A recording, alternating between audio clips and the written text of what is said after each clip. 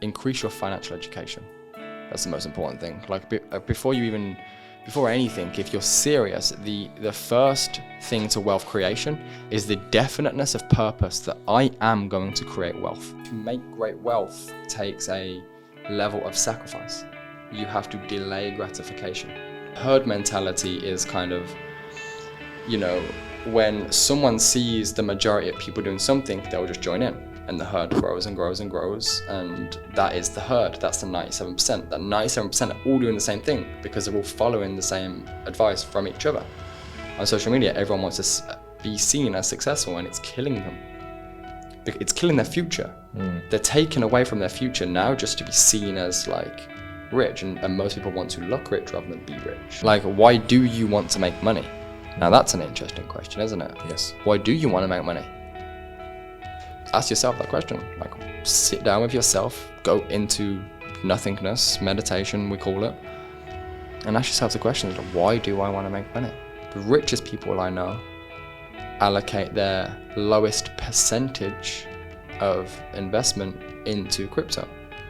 And the reason for that is... Hey, what's up, guys? Welcome back to another episode of the Aaron Darko Show. My guest today is Mr. Lewis Kelly. Thank you very much for coming on. Pleasure for being here. And Lewis is a trader, investor, and businessman.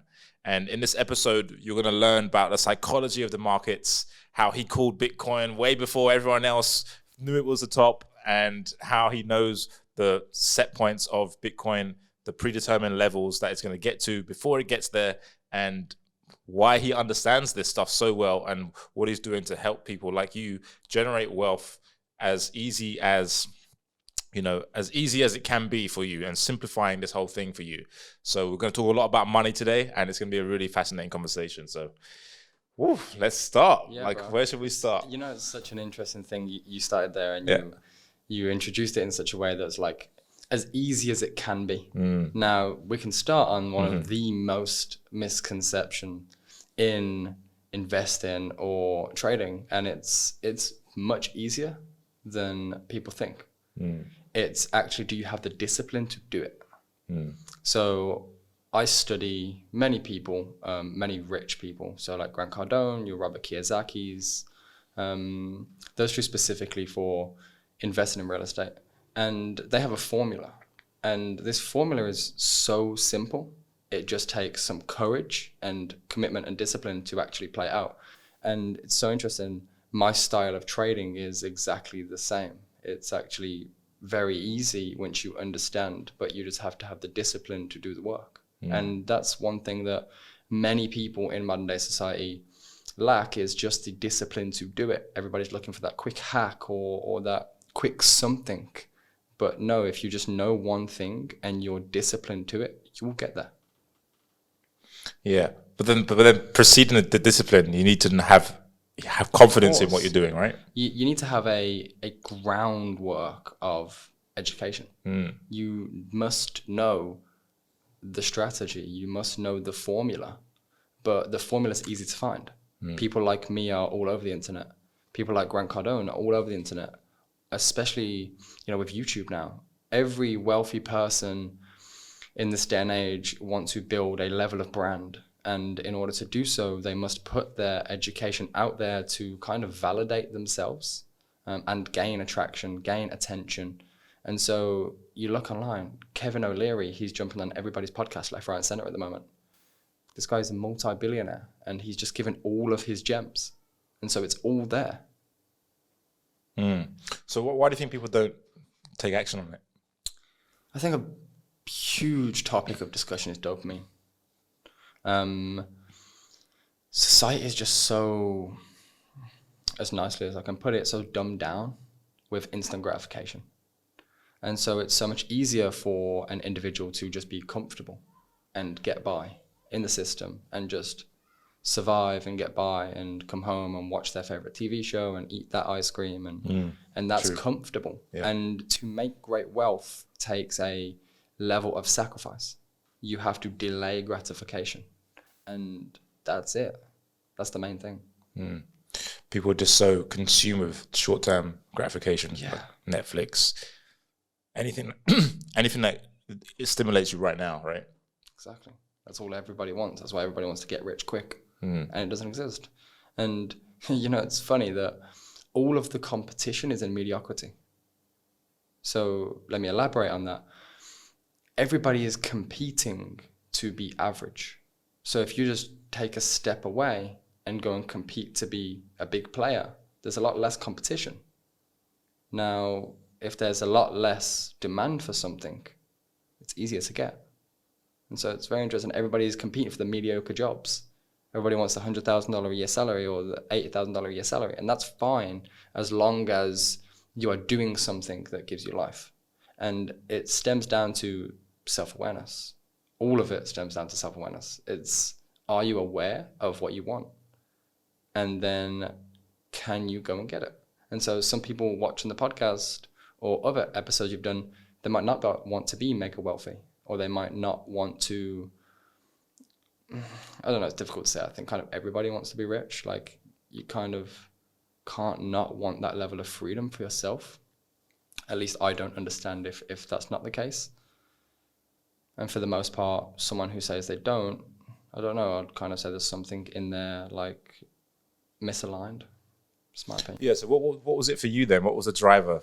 Because you're 21 years old, by the way, for everyone watching. Like, he's got so much knowledge, it's crazy. Like, we were just at the weekend in the mastermind, right, at the in Bali here. And when you spoke, like, everyone was just like asking you so many questions. Like, they were like, "Oh, really?" And it was just like, "Wow, you got so much wisdom. You obviously have so much experience to speak to when you're talking, and it clearly shows." I appreciate that. So where did that come from? Like, for you, where did the drive to make lots of money come from? Yeah. So to be real and frank, like, I grew up not necessarily poverty, but certainly middle class.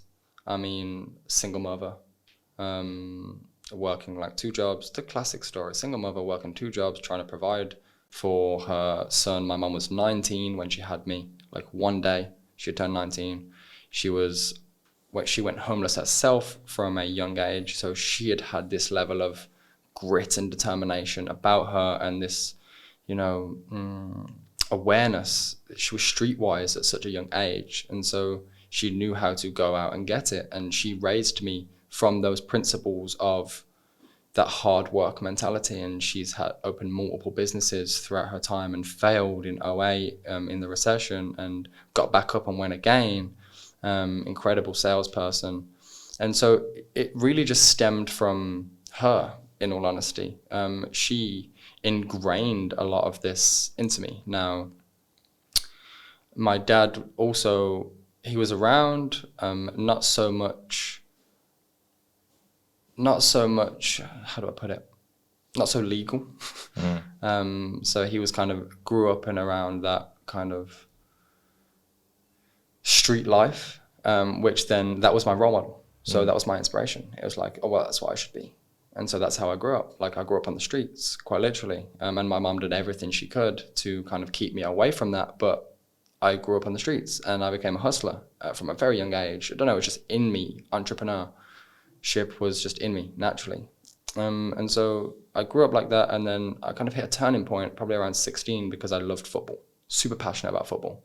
And I got offered a scholarship in a different town, which is only like 30-minute drive away, which was like full-time football, basically. And so when I took that, that really changed my life, because people don't really understand how big of an impact your environment has on you and the people you spend your time with. I mean, there is a saying that everybody knows, it's kind of, you are the average of the top 5 people you spend the most time with. I couldn't agree more with that statement. So when I moved, I was a lot more focused on football. Still at this point had like businesses. I used to just always be a hustler. Like, I'm selling shoes or jewelry or just anything I can get my hands on. Like, if I can get my hands on an Xbox for a discounted price and go to eBay and sell it for more, like, I'll do that. And that's just what I was about. And I built a level of, capital from such a young age, like thousands of pounds at the age of like 16. And people were surprised, like everyone my age. I was bad in school, bad grades in school, terrible student. Didn't want to listen because, no, it's an important point, because that programmed me to think I was bad. And that wasn't the case. School just wasn't for me. I'm not an employee. School is a system to train employees. It's not my habitat. It's not my environment. So of course I didn't thrive in it. And them judging you from the standards they set in school, you won't be a success if you don't get good grades. It's ludicrous. Everybody I study that's ultra wealthy did bad in school. Now, isn't that interesting? And everybody who did incredible are working jobs for the most part. Like I remember the top performers in my school. I remember the top performer in my school when I left school, actually 2 years down the line. I'd made a significant amount of money. I had an e-com store doing multiple 5 figures a month at like 18. And he was working in Nando's. And like, no shame, anybody working in Nando's, but the point is in school, throughout school, he looked down on me as though I'm a failure because I'm not getting the same level of grades as him. And yeah, that's just a huge paradigm. And that was one of the things that traumatized me the most, was that school experience. And I think that's why I'm so devoted now to, you know, achieving financial freedom, and not only that, giving it back and laying a foundation of education that can then provoke that in other people. My mom, when I was 16, gave me the book The Secret, and I wouldn't read it. And she was like, read the book. No, read the book. No. And then one day I got into trouble with the police, and I came home and I just picked the book up and read the whole book within 2 days. And it didn't really make much sense to me, like this energy thing and how your thoughts create reality and how your emotions. I'm like, what's this, like foreign language? But no, that was definitely the catalyst. And then I picked up Rich Dad Poor Dad. And Rich Dad Poor Dad, you know, the rich don't work for money. And I was like, the rich don't work for money. The rich buy assets. Assets? What's an asset? And then you get into the financial realm. And it had me hooked. Just a rabbit hole from then until now. And just a long tail of trial and error. Failed businesses, started businesses, failed businesses, started businesses, invested, failed, invested, lost money. And then you get better and better. And you learn from mistakes. And then you sort out experts who have already been through it and are where you want to be. And then you take their advice. Because I've learned valuable lessons on who to take advice from taking advice from people that aren't solicited to give advice in that specific niche. So yeah, that's a little bit of my story, I would say. So you basically taught yourself how to find the best people to learn from through going through people that are not credible on what they're speaking about. That's exactly it. I mean, one thing springs to mind was 2017 bull run. Crypto bull run. Yeah. Right. One thing I'm heavily invested in is XRP. And we can get into that soon if you'd like. But yeah, one thing I'm heavily invested into is XRP because I understand the underlying utility. Now, in 2017, I couldn't read a market. So in that bull run, seeing, you know, that kind of net worth increase, and at that time, I'm still young. And so seeing that wealth that you have or riches that you have, you're like, whoa. And then everybody telling me, like, hold, don't sell. And I'm taking advice from unseasoned investors, people that, you know, it's their first time in a bull run. Twitter, Instagram, Facebook, these gurus that don't have the credibility to be gurus. And so, yeah, you see it go up and then you see it come back down. And for what? Just exhilaration. For what? For no real reason. And so the bull run we just experienced, I was, you know, in that kind of period from 2017 to now, I've kind of like mastered and honed in on trading and understanding like how the institutional mechanics of the market work, which is really the key framework of how a market works. And yeah, I was able to capitalize on the bull run. And just even if you just understand basic psychology, you can capitalize on a bull run. You don't need to understand trading, but it sure does help. Right. So let's talk about the trading side of things. So what is, like, can you explain at a bird's eye view, like the psychology of the markets? Because you told me that 97% of traders lose money. Yeah. So why is that a fact? Okay. So I would say the main one is emotion. Now, there are two core emotions in a market. You have fear and greed. And Warren Buffett has the famous quote, which is, buy when others are fearful, sell when others are greedy. And so what he's doing is there's this thing called herd mentality, right?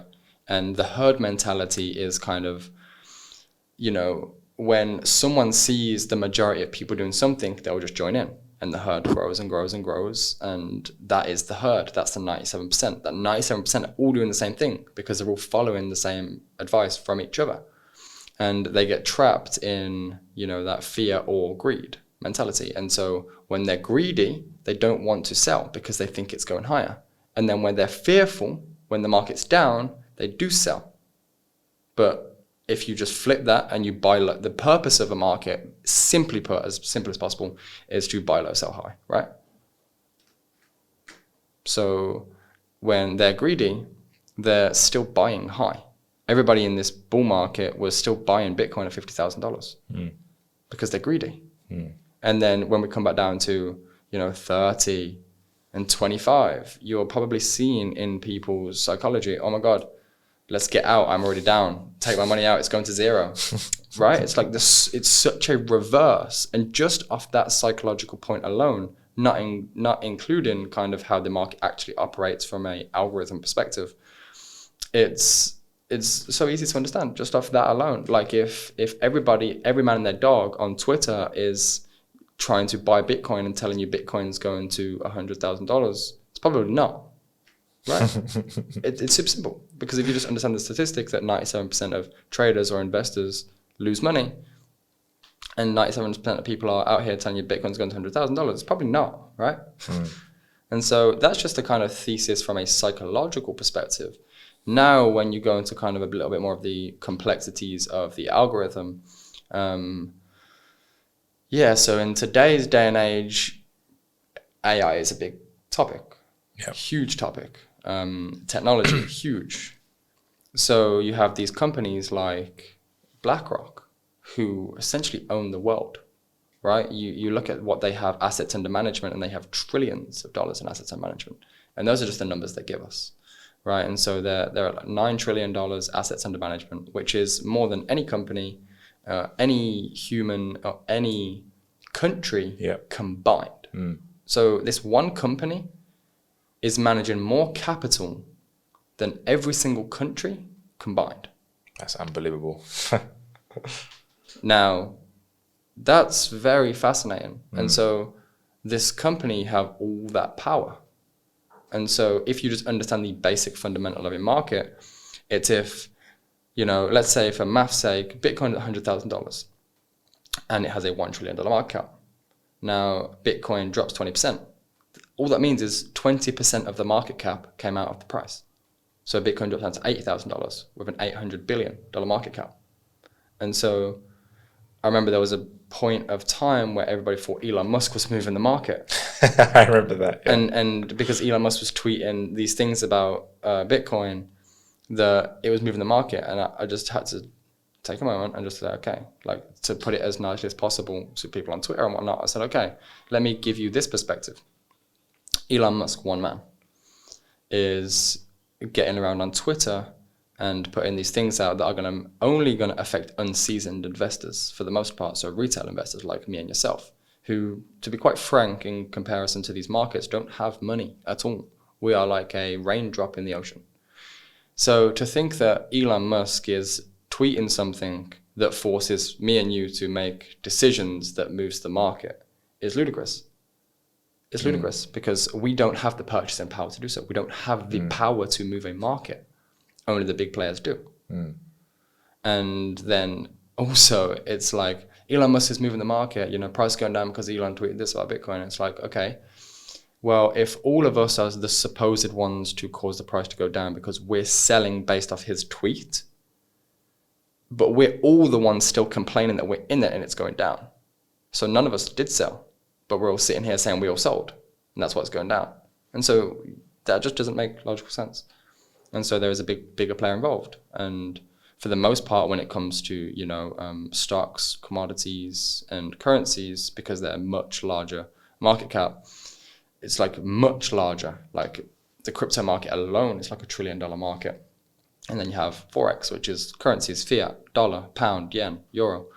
That's a $6 trillion per day volume. That means $6 trillion is going in and out of that market per day. So that's 6 times the crypto market daily. It's like a $250 market.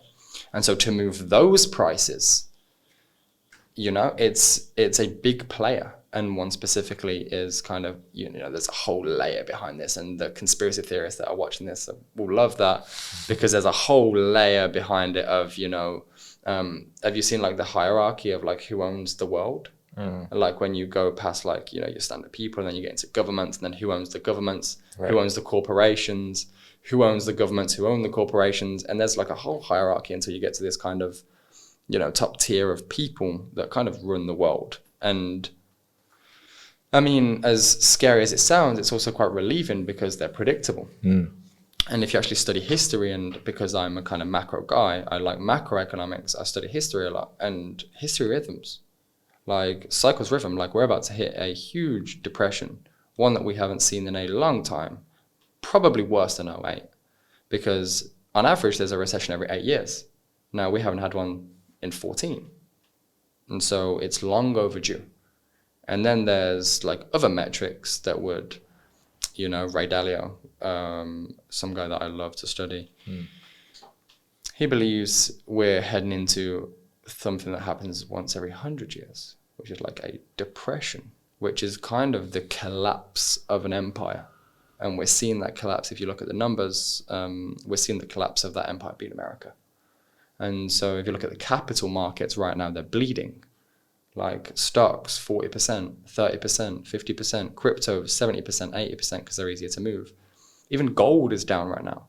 And they are just printing and printing. Like Biden has printed 40% of the dollars ever to exist in circulation in the last 24 months.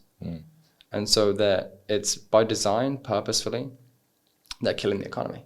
And so in a time like this, it's like, you really have to know, otherwise you're going to get ruined. And the best thing about this is we are in a time right now where over the next 6, 12, 24, 36 months, you are, if you know what to do, going to be able to add a couple of zeros onto your net worth if you know what you're doing. And then there's those, you know, billionaires out there and multi-millionaires, 9-figure earners that are going to lose a couple of zeros because they don't know what they're doing.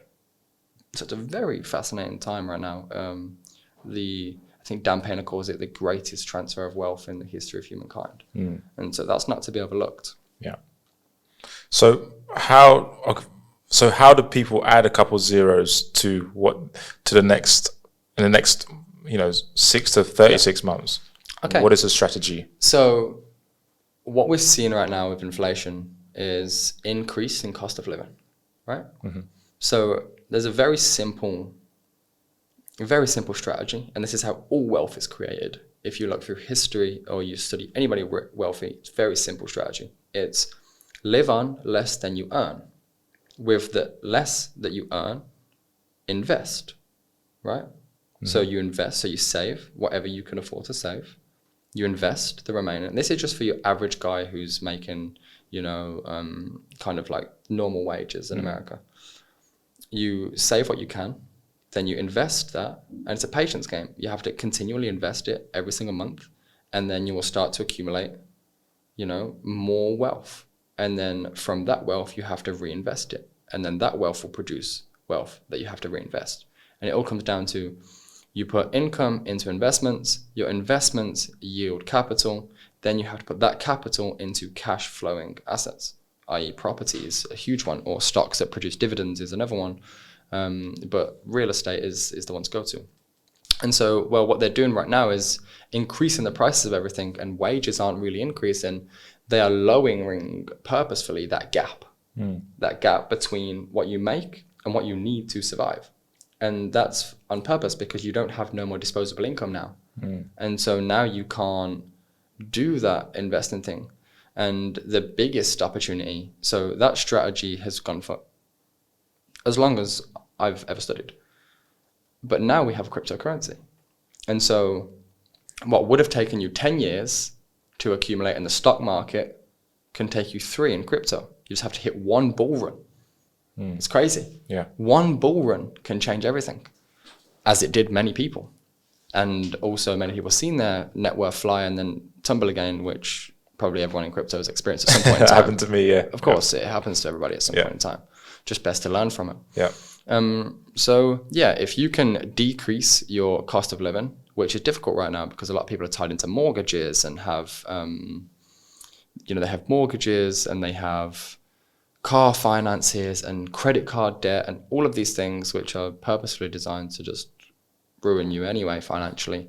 So the first advice, anyone super wealthy will give you, like, don't take this from me. All of this information I've accumulated from the world's wealthiest people over a 5-year period.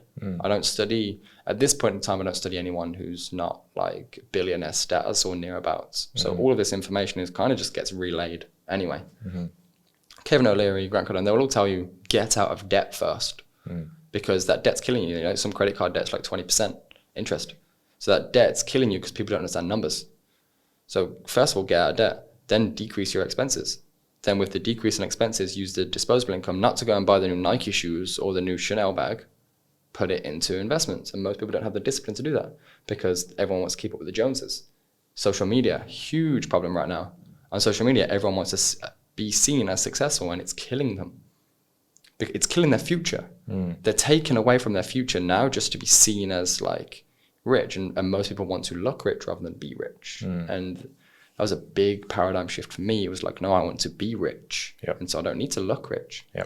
And when you get to a level that, your assets cash flow so much money, you can live however you want, as lavishly as you want, but you have to have that patience, that 5 or 10 years. And it's crazy that I can even say 5 or 10 years because in history, it's much longer than that. So, I mean, this is not financial advice. I'm not a financial advisor. I love that statement. Disclaimer out of the way first and foremost. Save what you can. Go and start a side hustle. Go and buy things and flip them on eBay. Like Gary Vee has this big thing of garage selling. Do what you can to earn that extra bit of income. Because that extra bit of income is, if you have one primary job and that one primary job is taking care of all your expenses, well, that extra, side hustle or 9 to 5, not 9 to 5, part-time job, that income is what you need to be putting into the market. And I recommend, I invest mainly into QFS assets. And so break that down, it's a quantum financial system. So we're heading into a new financial system. It's very apparent that they are ruining the current financial system. And we'll get into XRP in a moment when I tell them that's what I own the most of. I am buying XRP with all of my income. So all of my income, which you're taxed the highest rate on, goes into assets, which you're taxed the lowest rate on. So all of my income goes into assets. And for now, that asset mainly is XRP. And when you're starting small, you don't want to diversify. You want to pick something is going to yield you a return. And you want to put your eggs in that basket. Only when you get to the big game do you start diversifying, because now you're playing for preservation instead of capital gains for the most part. So yeah, cut your expenses, which is the hardest thing for most people to do because they are so stuck in pride and, comes down to low self-esteem ultimately. Cut your expenses, additional cash, put into assets. I invest into XRP. Wait 3 to 5 years. That next bull run XRP is going to go to $20. It's at 30 cents right now. And it's going to come down to 25. And it's going to go to $20 and more over the long term. It's going to go to $20. And how do you know that? Because the math, right? So that now I'm going to have to go into XRP. Okay, cool. Let's go. So I want to put this as simple as possible. And for all of you, this will make sense. If you look at the players who run the world, which are the banks, as we know, the banks rule the world. And so Jeff Bezos said, if you can find a problem and sell the solution that's big enough of a problem, you will get very rich. So what is the largest problem the banks have in today's day and age? The old financial system is like a dinosaur. In today's day and age, the largest problem is the time it takes to fulfill a transfer and the cost in which that transfer is, right? So it's expensive to send money and it takes too long. And all of you guys have witnessed it. If you send transfer-wise internationally, how long does it take to get to you? Maybe 3 days, maybe 5 days. And then you're slapped with a fairly decent fee. And that's for me and you. Think about the banks. When they're sending $100 billion from America to England, or wherever they're sending it to, from bank to bank, because that happens every day, there's a processing time, which requires, let me break this down for you. The Bank of America needs to send the Bank of England $100 billion for whatever reason. Now, in order to do that, the Bank of America are going to have to hold dollars on reserve, right? They're going to have the dollars there already in escrow to be able to make that as fast as possible. Because if it wasn't there, then it would take too long to get there. So there's so much capital, $1 trillion across all the banks, tied up in just cash sat there because they have to use that cash to make the transfers, otherwise it would take too long. And so the problem is it takes too long, and so they have to keep cash there in order to try to fulfill that, which it still doesn't. It's still going to take another 3 days. And then there's the big fees. And so, you could look at like 0.2 or 0.3% in fees to transfer something, which is crazy when you're doing big numbers. Yep. It's a crazy percentage anyway. Percentage doesn't change, or the dollar figure changes. And we don't see it as big because we're only transacting small amounts. But 0.3% on your fees, it's a lot. And then there's the fact that the current system they use, SWIFT, has like an 18% failed transaction rate. That means that 18% of the transactions, there is some sort of error in the network. And then that requires this bank to call this bank and then call this intermediary, which is SWIFT, and this long, complicated process of unfulfillment. So essentially, the banking system, the financial system, the current one is like a dinosaur. It's outdated. And now we have new technology. And that financial system hasn't been upgraded. That's the same financial system that's been going on for 100 years. So that financial system's outdated now. We're moving into a financial system 2.0, which is a quantum financial system based on quantum computing, which is instant transfers of anything. So they want to do what Ripple does, which is the parent company of XRP. They made the asset. What Ripple does is they make transferring money as easy as information. So we know how fast information travels now, right? I can send you a text right now and you'll get it instantaneously. And that's possible through the technology that we have. And so what they're doing is the same for money. And so they're already partnered with like hundreds of different banks. They're in a lawsuit right now with the SEC, which is one thing that keeps retail investors away from it, from scarcity and fear. But when in actuality, if you look at the board meetings that Ripple's having with the World Economic Forum or with the central bank, there is no other cryptocurrency or company that owns the asset that are in meetings with the World Economic Forum or central banks or the IMF, the International Monetary. There is no one, just those guys. They call it the banker's coin. So you got Brad Garlinghouse, the CEO of Ripple, meeting with the largest finance players in the world that own the banks and all of this sort of thing. So, well, that's important, right? So they're in a lawsuit right now with the SEC, which everybody is scared to invest of because of it. But actually, what's happening is they're going to go through regulation. So it's a long process right now to gain regulation. Once that gains regulatory clarity, they'll be able to shift system. I have a good friend who is he's a billionaire, and his companies already transact quantum. So they are not using SWIFT now. They're using Ripple technology. Now they're waiting for regulatory clarity. So Ripple owned 51% of the supply of XRP. And they are waiting for the regulatory clarity so that they can transact now in Ripple. And so how it works is this bank needs to send this bank $100 billion. You you send the transfer, it goes automatically into XRP, sends it within like 2 seconds, they receive it, and it transacts straight back into their currency. It's a bridge currency, right? It's a bridge. You send from this currency, which takes the problem away that a lot of governments and banks don't want to hold dollars anymore. Dollar's the world reserve currency.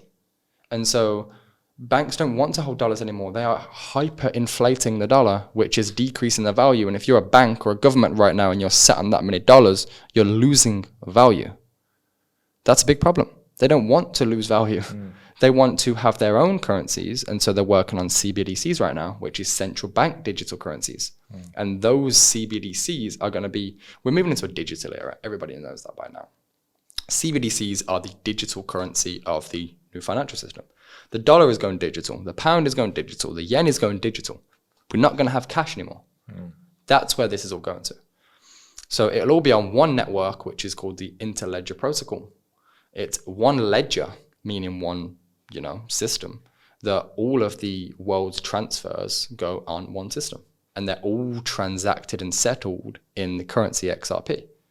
And so when they do that, there's a finite cap on XRP of 99 billion tokens, which means if XRP is $1 for math's sake, there is only $99 billion of liquidity available. Plus they have 51% of the assets in escrow. So there's only actually 49% available to be traded right now. Why are they holding 51%? Because that's going to be that is the transfer of wealth. And you'll see it in 3 years, 4 years, 5 years. I will be historically correct. I believe so. So the price of XRP, if SWIFT alone is $6 trillion per day in fiat currencies, $6 trillion per day, then XRP needs to be able to just SWIFT alone be $100, right? Because then it can do $9.9 trillion at $100. So it needs to be at least $100 to even do SWIFT job. And if you go online and you can Google it, like, is XRP taking over SWIFT? SWIFT have even come out themselves and said, we have a problem because they are going to take over us. And then Ripple came out and said, wait, no, let's not compete, let's create. You already have all of the contacts on board. All the banks are already plugged into your system. So take out your technology and input our technology and let's co-create. And so SWIFT won't go away. They'll just be using Ripple. And that's a collaboration.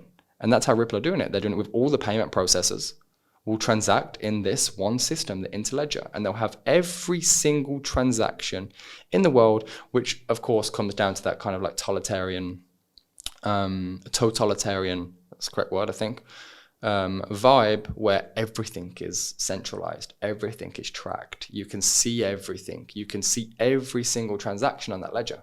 And there are so many different angles that they're coming with it, this whole kind of, reported pandemic. There are so many angles that they're coming at it with like centralization of information. And this is just one of them. The new financial system and the tracking of that financial system is just one of them. And that's $100 just to do SWIFT. So right now, to liquidate your Amazon stock, let's say you have stock, right? And you want to liquidate that stock. It's going to take you 3 to 5 days because the stock market's using the same technology as currencies, SWIFT. You want your Amazon stock now. Go on your broker, try to withdraw your Amazon stock right now and watch it take a decent period of time and there'll be large fees.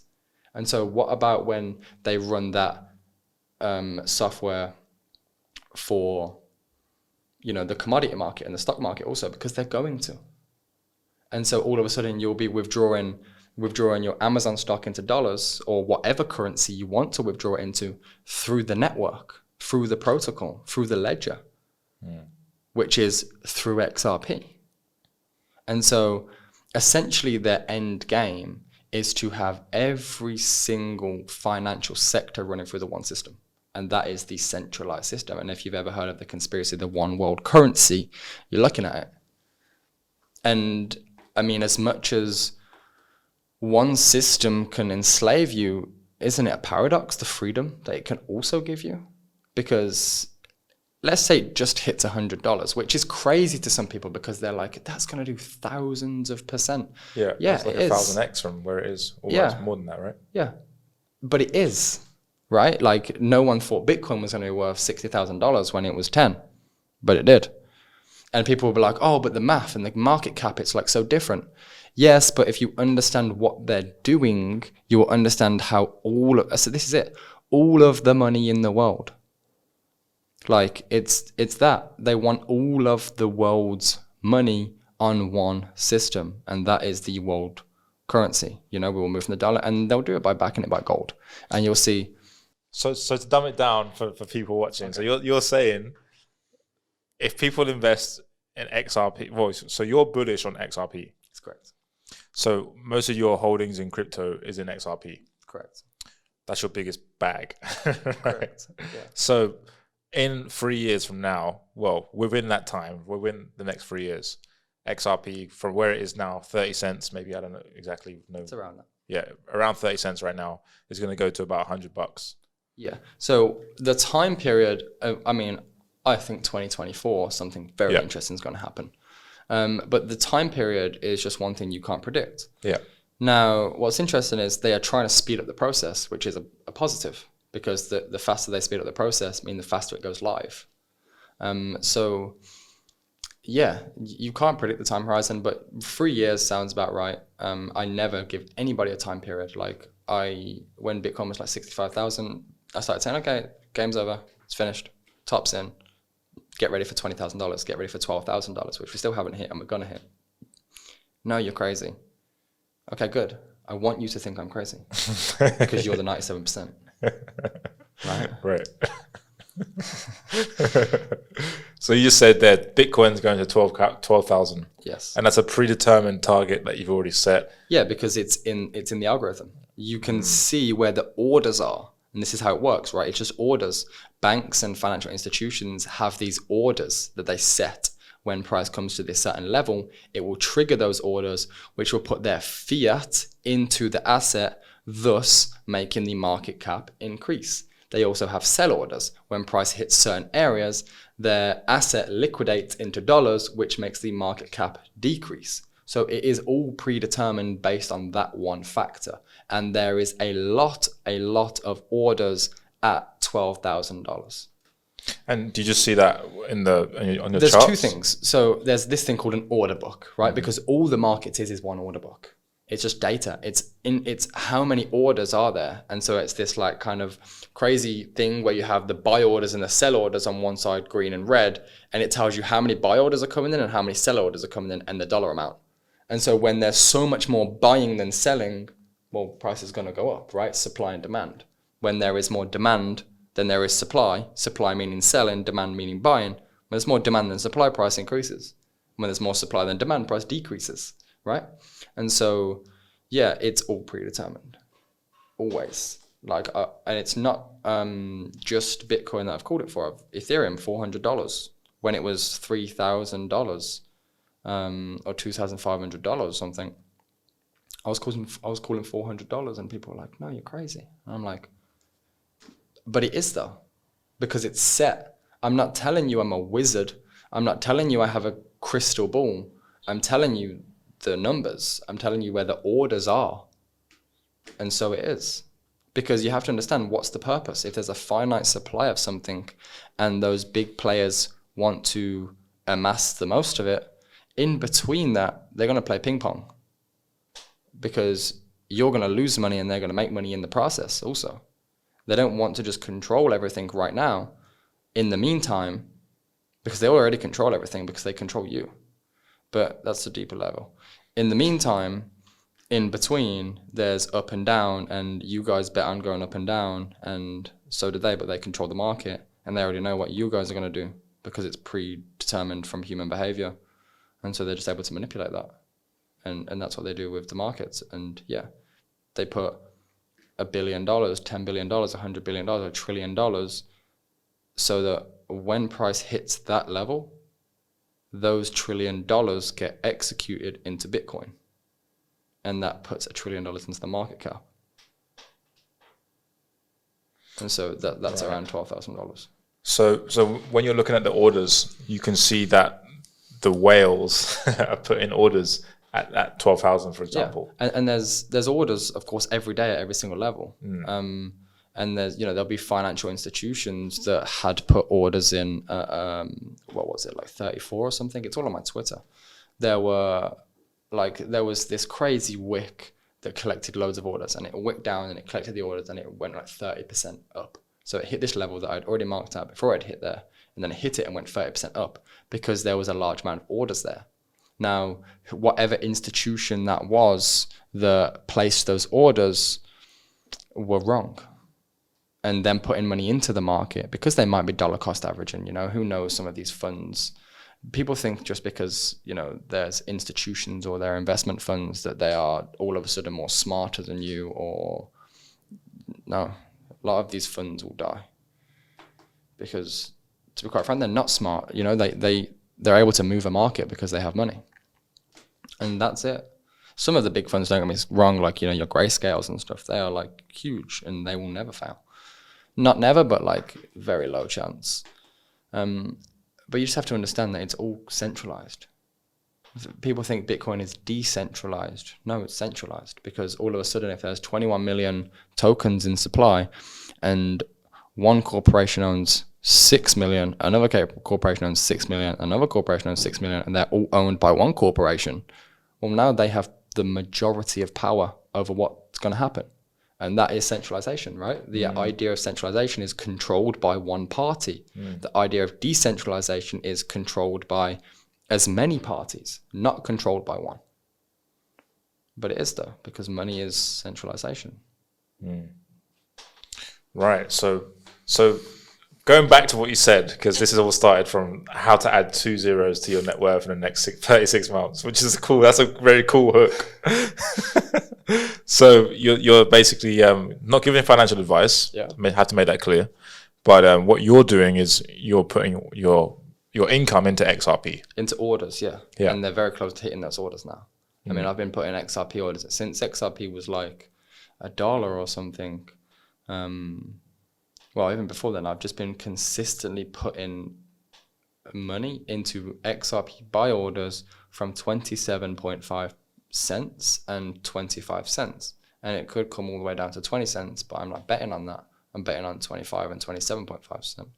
Same with Bitcoin. Bitcoin, $12,500. So where my orders are, it could come down to 10,000, could come down to 8,000, but my orders are at 12 because I know that they're going to get triggered there. Ethereum, 400. And then there's like the S&P 500 and the NASDAQ and all of these kind of indexes, which are just like multiple different stocks combined into one kind of goodie bag. The same thing with them. They're crashing heavily also, and I have my predictions and my buy order set, because it's not just crypto. Like, you can't, if you want real wealth, you can't just have crypto. I mean, crypto is, the poorest people I know have all of their net worth in crypto. And the richest people I know allocate their lowest percentage of investment into crypto. And the reason for that is because of, we all know crypto is the future. Like, we do. We know that crypto is the future, but in between, it's too risky to play. For the big guys to put all their eggs in that basket, it's too risky because the volatility. When the stock market's going to drop 40%, crypto's dropping 80, 90.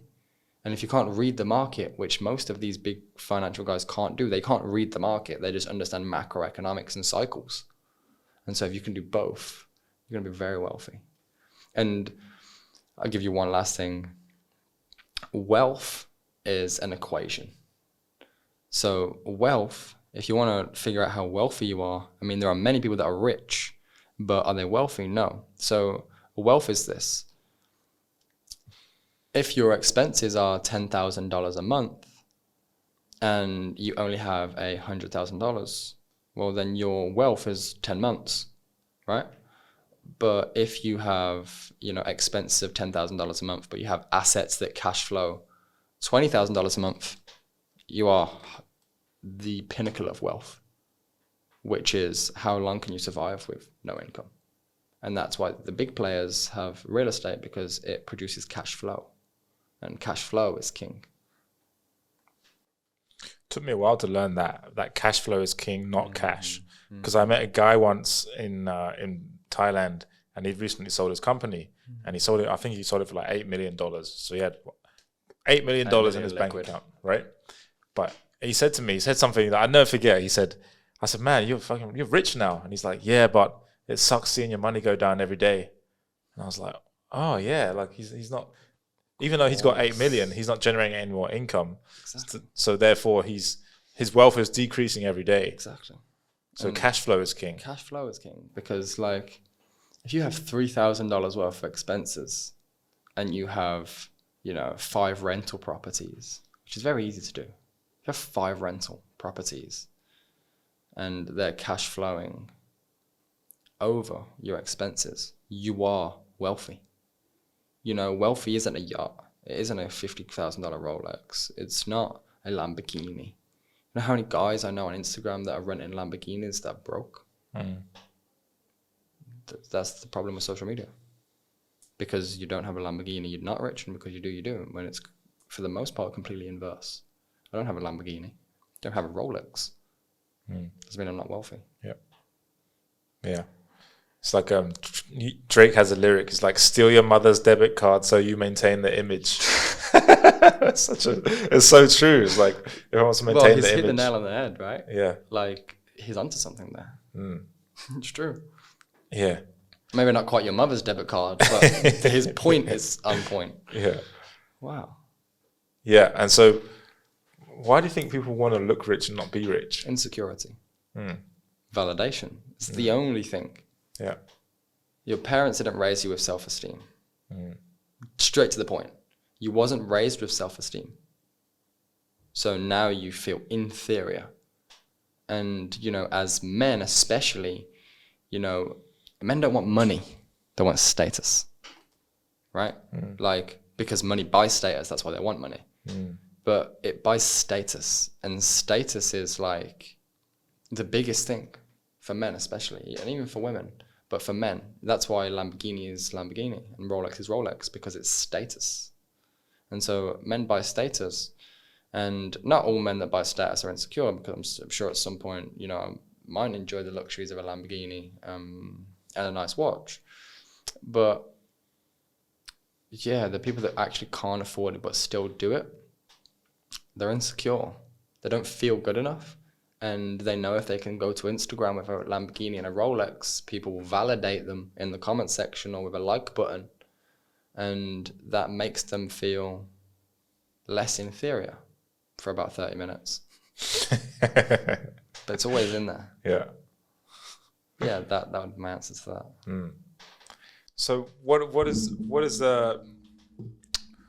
something that you can share with people that is a secret on how to create their wealth? Like, you mentioned a lot of tips already, just on like decreasing expenses, investing in, because you mentioned investing in XRP, and then we talked about real estate.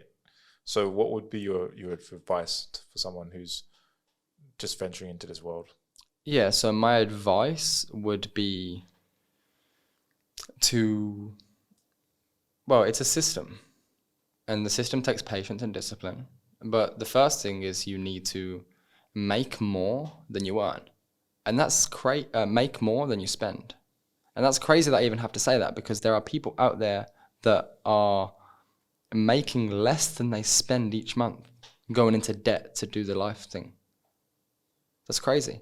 So the first and most important thing is you must be making more money each month than you spend. And if that means you have to go and get a second job, or if that means you have to go and start a side hustle, whatever you have to do it, right? Because drop your ego. At the end of the day, do you want your kids to have that level of freedom? Do you want to be able to put them through high quality education, or just be able to give them the luxuries of life?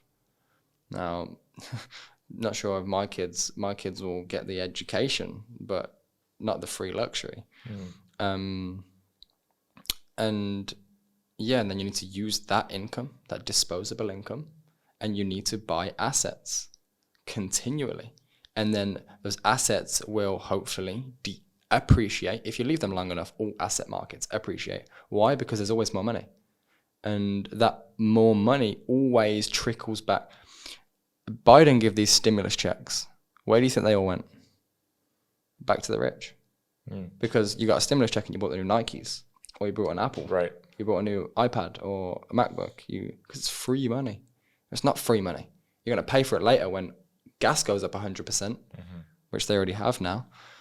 So you need to buy assets because they're always going to appreciate over time because there's always more money going there. And those assets are going to make money and you're going to be faced with a decision because all of a sudden you're going to have like 100 grand there and you've never seen it before. And this is where the real discipline takes place. It's like you can go and buy a shiny object, but that shiny object is really going to set you back. And to have the discipline and to be able to be frugal enough to not allow your ego to, destroy what you've built and then use that 100,000 to buy more assets that are going to produce more. And the way that I highly recommend doing it is through crypto. Because like I already said, crypto is kind of it's like a cheat, right? Because it's such a low, there's barely any money in crypto right now. Like a couple $100 billion, it's nothing. So when the big players clock on, which they're starting to do, they're going to start opening up, crypto holdings. And they're going to diversify from stocks and from gold and from real estate into crypto. And when they do, what happens? The prices increase because there's more money in the market. So crypto is what's going to give you an outsized return compared to any other market. That's my opinion, because it just makes the most sense. And so that's where I would start. I would start understanding crypto. You can't just put money in crypto. Everyone's buying these meme coins and going broke because they're putting $10,000 into this thing that makes no sense, like 0 cents. You want to buy utility. Utility, meaning it has meaning, right? And that's why I buy anything that's kind of to do with the quantum financial system, because I know that it's very, very important and it's very meaningful and purposeful. And those big guys need it. And so if they need it, it's going to increase in price, right? I don't know what these Shiba Inu, it did crazy numbers. But the 97% that lost all their money didn't speak about it. And that's the illusion. Everybody looking at the guy who made 100 grand from Shiba Inu that put like 5 grand in. When did he sell it? That's one thing. And the second thing is, what about everyone else that tried to invest when he had already made 100 grand and lost all their money? But nobody comes out and speaks about it because they're too shamed. And so we just get the glitz and the glamour of what wasn't. It's an illusion. Crypto. Spend less, disposable income, buy crypto, be patient, don't dip into it, do it every single month on a reoccurring basis. When you start to make good money from crypto, increase your financial education. That's the most important thing. Like before anything, if you're serious, the first thing to wealth creation is the definiteness of purpose that I am going to create wealth. That's first. You have to have that, because if you don't, it's not going to happen.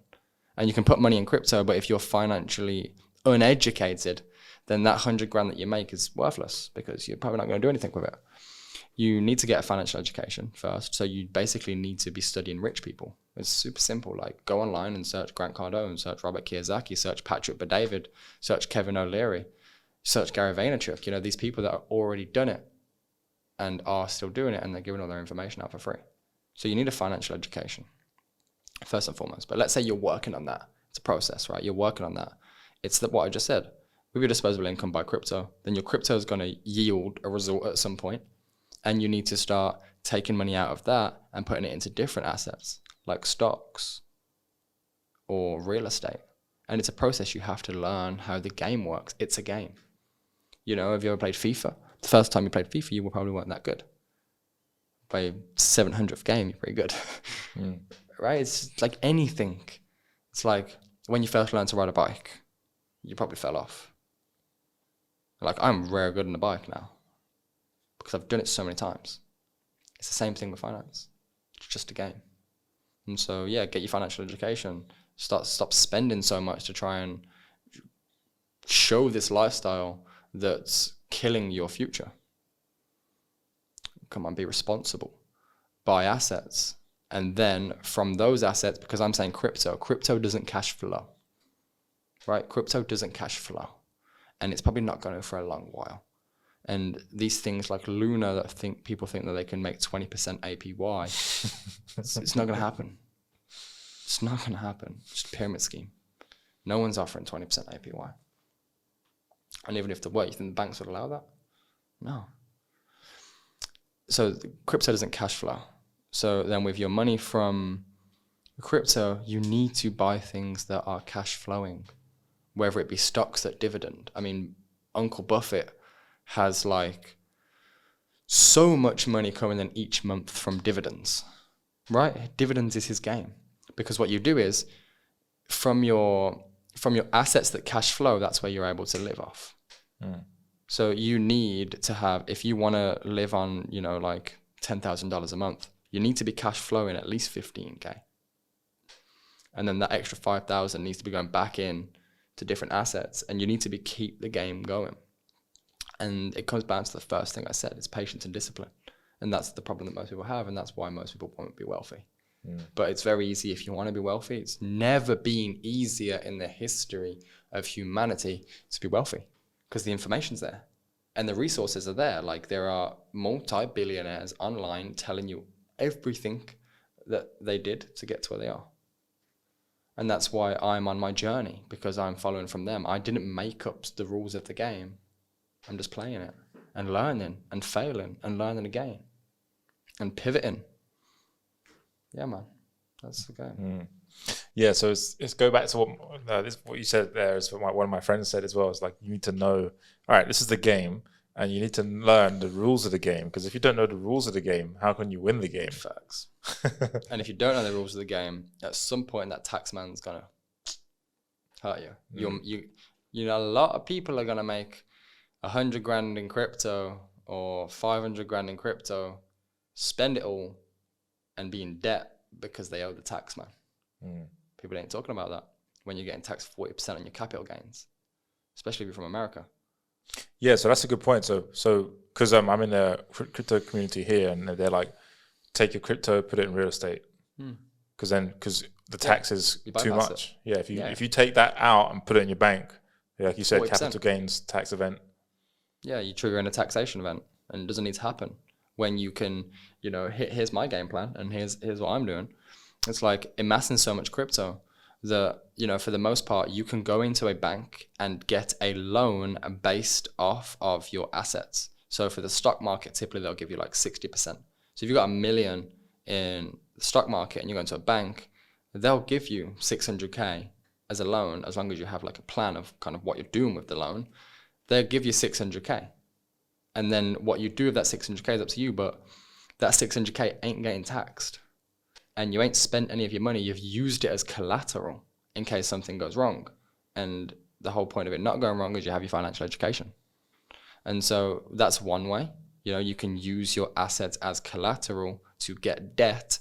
Every rich person that I know speaks about having good debt. And good debt is debt that ROIs. Bad debt is credit card debt that's negative ROI.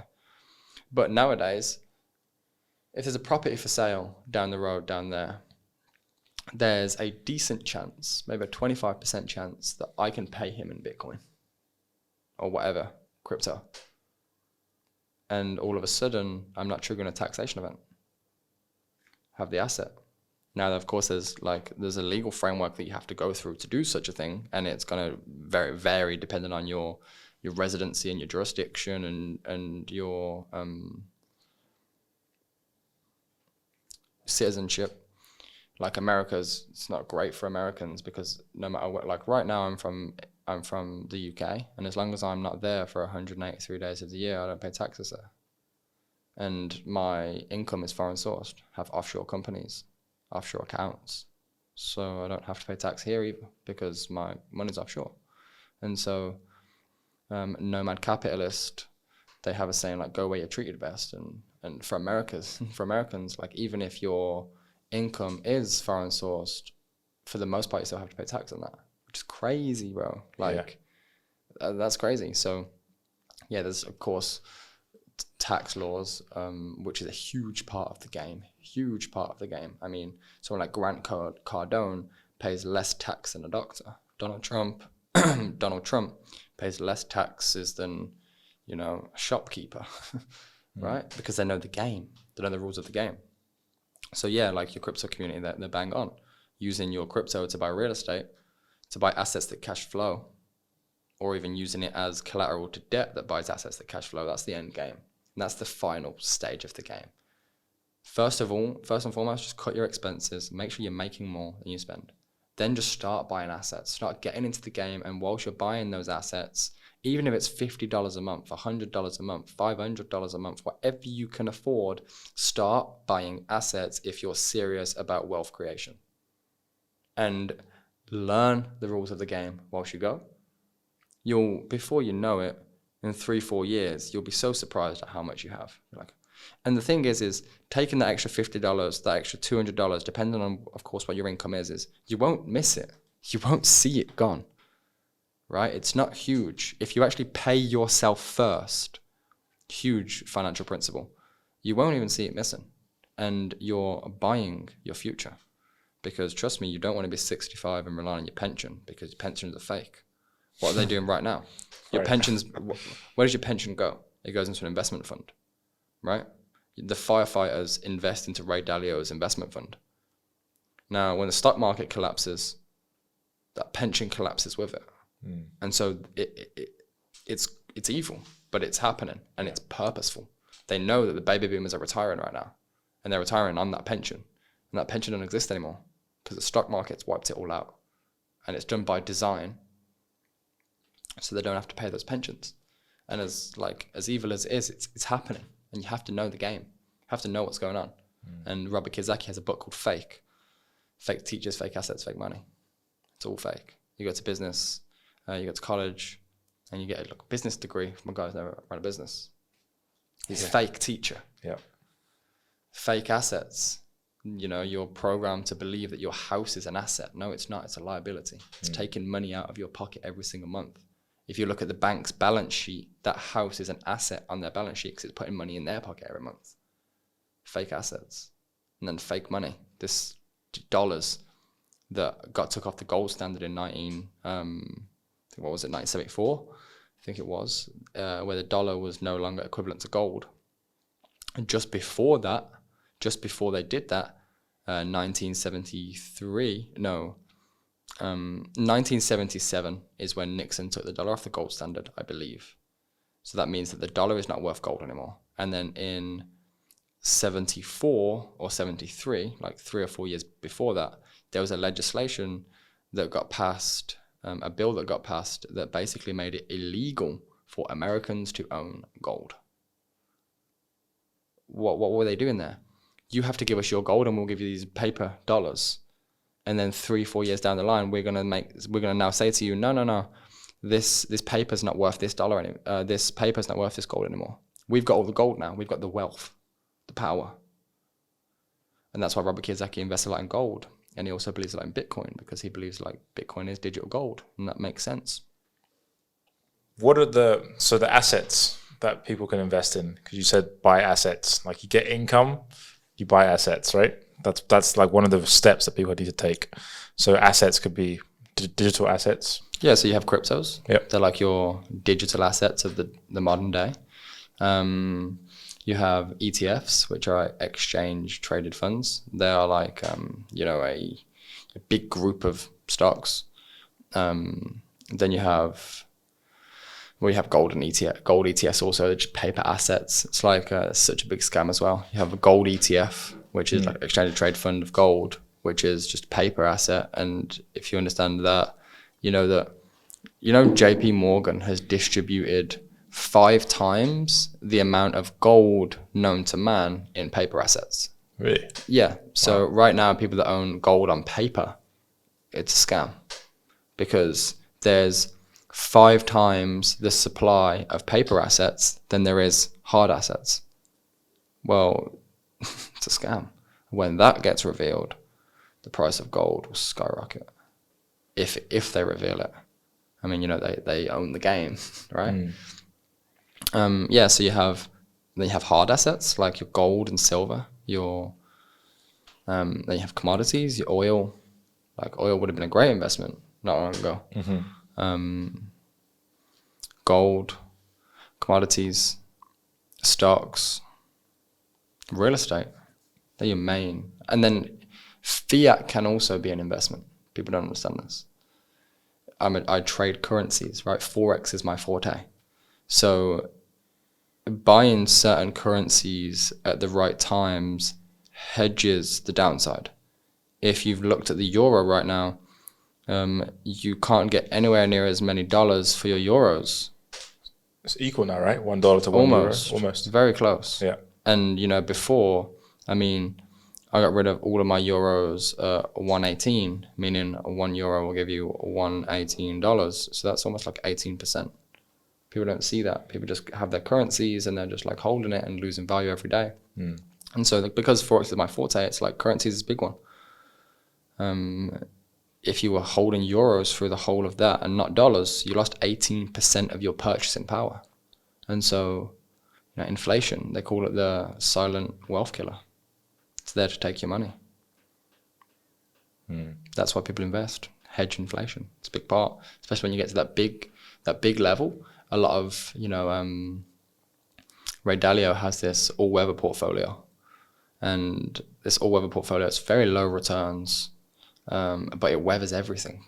Like it's called an all-weather portfolio. It weathers all market conditions. And there's a lot of money in that. Why? Because a lot of these rich guys are like, okay, like Robert Kiyosaki says, everybody has money problems. Everybody has money problems. You either have too much money, and that's a problem, because you don't know where to put it all. And trust me, that's a thing. It's a big problem. Yeah, bro. You got so much money, you're like, okay, where do I put it? Yeah. Like, if I put it there, what's going to happen to it? Like, if everybody has money problems, and some people have the money problem there, like, I don't have enough. And I know what money problem I would rather have. Because it's a game. Like, the reason I see myself as good in this game is because it's all about problem solving. And ever since a kid, like, my thing is problem solving. I love mental mathematics because it's problem solving. Give me a puzzle, I love it because it's problem solving. So problem solving is my thing, and that's why I love business also. Like, I'm a CEO in my company and I'm a problem solver. That's the CEO's job. So what is so step one is to increase income. Yes. So what are the ways people can decrease expenses? Right. So either or, right? Or both. Or both. Yeah. That'd be the best one. Yeah, exactly. Yeah. So what are the ways that people can increase their income? Okay. So high income skills. Learning a skill set that the marketplace will pay you for. Whether it be closing, so whether you become a salesperson, the world is always going to need salespeople. Always. There's always going to be something to sell. And people need people to sell it. So being a salesperson, it's always going to be there. A trader. For me, this is the biggest one because you're really able to leverage trading. Like, trading is one of the most infinite skill set that produces resources, that you can have, because you're playing in an ocean where there's $6 trillion a day floating around your head, and all you've got to do is just grab a little tiny fraction, and it's a lot of money. Trading is what I do. Like, for my income is trading and business, because trading is a game changer. You can trade $1 million and you can do 10% a month, which is very doable. And $100,000 a month. And it's not all that difficult. It's much more difficult to be a doctor than to learn what I do. Much more difficult. I wouldn't even know where to start going to university and trying to get a degree to be able to become a doctor. I would lose my marbles. So people think because you make a lot of money and it's a program they're running, it's all programs at the end of the day. Like, when you look at it from a outside the matrix perspective, it's all programs. Everybody is running unconscious belief patterns that are algorithmic programs that operate reality. And you operate your lens, your perceive of this reality through those programs. So take a look into your programs. What programs are you running? What belief systems are you running? How do you see the world? How do you see money? How do you see yourself? Those are all belief systems and programs that are going to be projected onto this kind of holographic reality. So yeah, take a look into your programs, because that was the biggest game changer of my life, was rewiring my brain. The biggest. And Dr. Joe Dispenza is the man for that, for sure. And Jose Da Silva, he has this mind control method where you can control your own mind. Like that's the biggest skill set you could have. So yeah, trading, learning high income skills, starting a e-commerce business, which the problem is with e-commerce right now is that we're heading into a recession. And so as the cost of living increases, and wages stay the same, people don't have disposable income anymore to spend their money. And e-com is selling things that people spend their money on.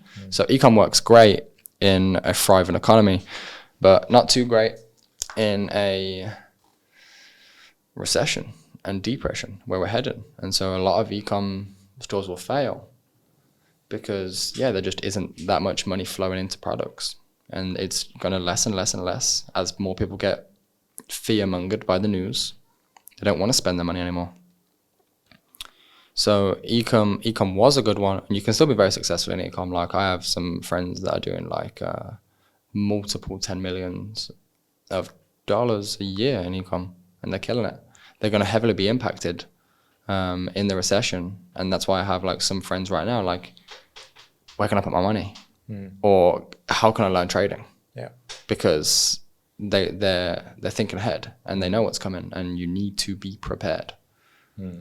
So those are the main ones, and then you got some little things like, you know, for any young entrepreneurs watching this, and you know you can't really start doing all that stuff. You're 15, 16. To the younger version of me, just get out there and buy things and sell them. Like I would literally buy your iPhone and hustle you for your iPhone. You know, you want $100, I'm giving you $60 or $50, and then I'm going to go and sell it to someone for 120. And that's like a whole person's, like real grown adult's wage in that one transaction for a day. In that one transaction, and you're 15, 16 doing that with no expenses. You're living at home with mom and dad. You got no expenses. Everything's taken care of. So everything's net positive. And that was what I did. Like I would go and buy your Xbox because people wanted money for other things. I don't know what you wanted, but I'll buy your Xbox because the thing is supply and demand. It's like, I'll buy the Xbox right now and you'll have the cash in your hand, but I want it for this price. And they'll sell it you because otherwise there's waiting game and humans are impatient. So buy things, go on eBay, start understanding the prices of things, and then approaching people with those items, and you know what the market value of the item is, and go and find them for sale and pay less and go and sell them for what they're worth or a little bit under to make it faster. And you can make money doing that. You can make good money doing that, like relatively speaking. And so those are just some of the things you can do to make more money and then invest it, and like be smart. Just because you're making some more money now, don't increase your cost of living. Yeah. Relative to the money you're earning, which a lot of people do. Yeah. I too. It's easy to do that. Of course. I'm earning an extra $1,000 a month now. Where can I spend it? It's the first thought pattern. How can I make life more comfortable? There's a book called The Psychology of Money. Have you? I'm not sure if you've read it. Yes, I have. Yeah, and he said something that stood out to me when I've read it first time. He said, most people say they want to make $1 million, but what they're actually saying is, I want to spend $1 million. I love it so much. It's a fact though, bro. Like it's really true. Like, why do you want to make money? Now that's an interesting question, isn't it? Yes. Why do you want to make money? Ask yourself that question. Like, sit down with yourself, go into nothingness, meditation, we call it, and ask yourself the question, like, why do I want to make money? And make it make sense. You'll be surprised at what comes up if you're honest with yourself. A lot of people is, I want to make money to prove my teachers wrong in school. I want to make money to prove to my dad that I'm more of a man than he is because of whatever underlying resentment that there is there. Or it's like, I want power, or I'm insecure and I want this. Or you love the game, which is the best one you can have. If it's your game, like football for me, business and finance is the same for me as football was. I love the game. it's a game for me, because at the end of the day, Alex Hormozy has a great saying. He said, like, life is like a poker table. You know, you come and sit at the poker table and you have all your chips and you play, and money is chips are processed, and you have more chips and less chips. And at the end of the game, the Grim Reaper taps on your shoulder and it's time to leave the table. And you're going to put all your chips back in the middle, and it's going to be redistributed accordingly. Yeah. So when you're dead, none of it's going to matter. How much money you had, all these billionaires, they've got billions, their money doesn't really matter. And that's cool, because they're not playing just for that reason. I mean, some of them may be, but they love the game. And so they're playing their game. Like, it's just their thing. And for me, it's just my thing. Yeah, it's interesting you said about touch on the billionaire, because you mentioned earlier that you have a billionaire friend, which is, I mean, it's interesting because right? That's crazy. Yeah. That's amazing. So how's he or she, I don't know, how's he impacted your mindset on money? Wow. Money, he has, he has. Infinity. He was able to get me to see infinity. And what that is, it's the expansion of consciousness. And that's everything. Because you attract to the degree that which you can see. Right? That's a good quote, yeah. True. Just made that up. And it's true. Yeah. Like, you attract to the degree which you can see. And he was able to break the limitations in my mind of only being able to see $100 million. Like, in the back of my mind, I always wanted to be a billionaire, but I was always thinking from the perspective of 100 million. And like, it's different, or even 10 million. And that billionaire thought process is different.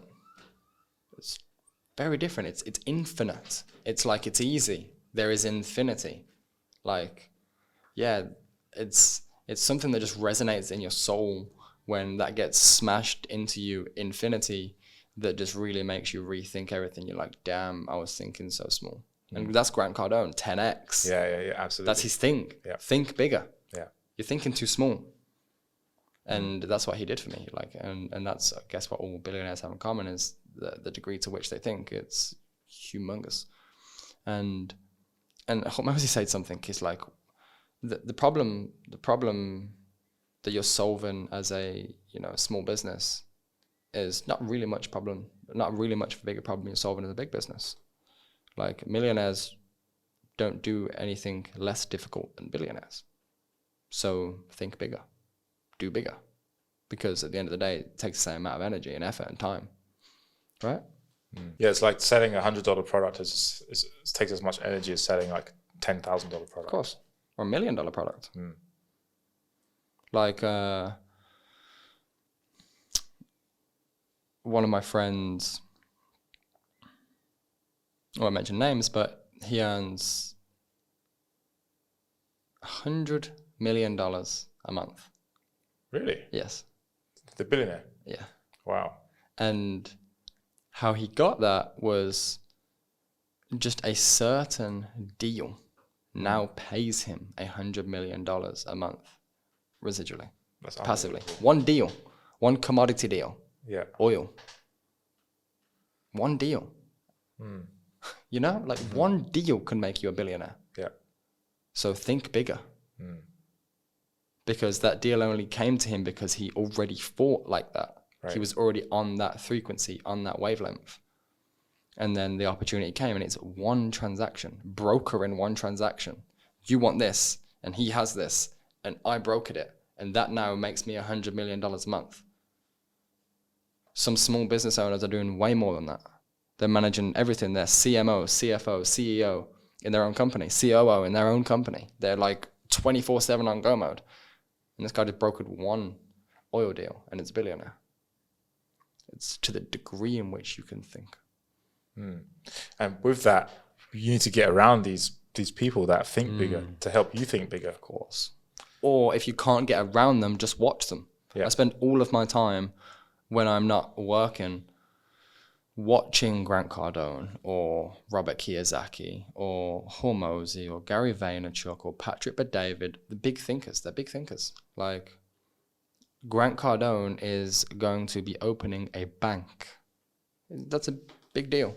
It's a big player. Yeah. And so if this guy's pumping out content all over the place because he has to, because it's his brand, and he attracts investors based on that brand. So he wants to pump as much content out there and give everyone everything, because then they deem him as like very knowledgeable and they want to give him money because they trust his knowledge.